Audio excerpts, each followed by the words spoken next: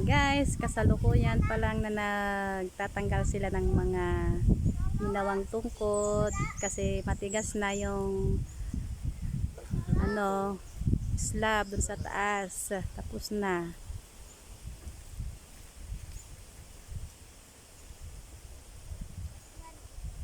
Ito yung mga pinulot man na mga palakpa o kaya yung mga parang sanga ng niyog. Gagawin na panggatong. Yung bata na yun, oo.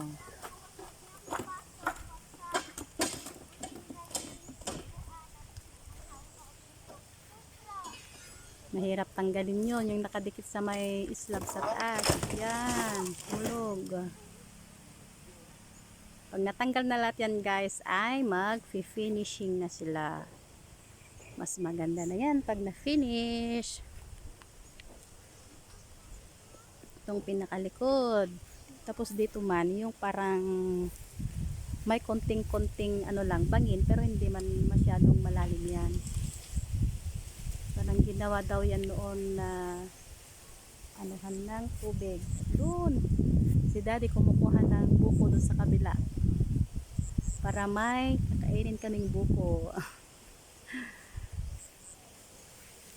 Yan, bye bye, thank you.